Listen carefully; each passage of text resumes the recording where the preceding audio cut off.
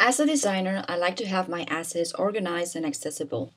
Also, I use Illustrator or Photoshop to create my graphics and then I bring them into Muse. There are many ways to export your graphics and then get them into Muse, but CC subscribers, what means Creative Cloud subscribers, have what is called CC libraries. CC libraries where you can place, organize, and share your assets between applications. So this means that whatever you create in Illustrator or Photoshop, you can share it here in the CC libraries, and then you can open it in any other program. This means, for example, that you can keep color swatches from Illustrator and that then you can later use them and open them in Muse and follow all the color swatches to make your templates. Or you can keep your logo inside the library because you're normally going to use your logo constantly. So it's a pretty good tool. And there's actually a lot that you can do with the CC libraries, but in this tutorial, I'm just going to show you how to share graphics and color swatches. So I'm using an icon set from FreePics, and I'm going to paste the link where you can download it in the description. So in FreePic, you can find assets that they're free for personal and commercial use, but you have to attribute the author. So what I'm going to do is I'm going to show you how to work with this, like how to get these icons here, like the whole of it with the square or with the background or just the icon here, or how to keep the swatches because you might want to use them in Muse for your future template. Okay, so what we're going to do is I'm going to open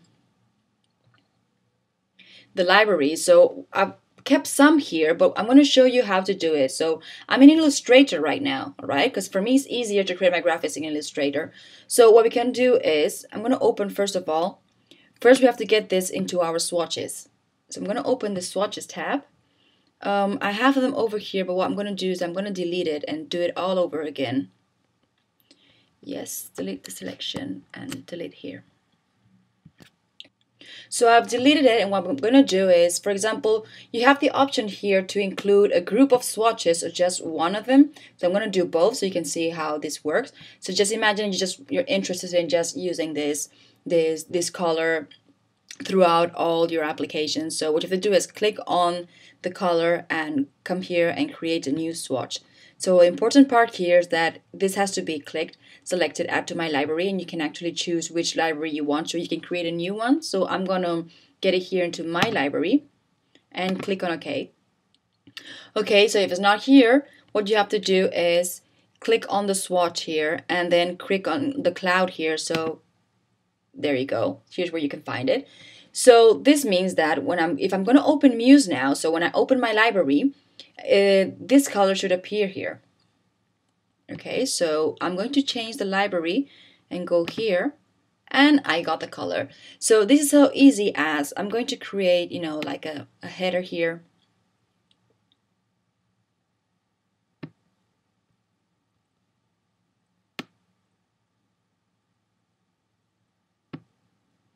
So just select the element and click on this and it will color it. All right, so let's go back to Illustrator and just imagine what I'm going to do now is I want to include it as, instead of doing it individually, I want to make it as a group. So we're going back to swatches and going to select all of them, and you can't select a new swatch here, but you can select the folder. So just select the folder. And you can change the name of the group. So let's say it's our new site. New Muse site. Create from selected artwork, and I always keep both of them selected. So just click on OK, and you see how there's a folder as a group. Click OK, and then you'll see how you get 4 of the colors. So how do I get these swatches into my library? So what you have to do is you have to click on the folder and again click on the cloud here below. So I get here you see is a color theme. And let's go back to Muse and see if it's synchronized. Exactly, it is synchronized. So this means that whatever element you want to choose. So I'm going to make another rectangle here so you see how it works.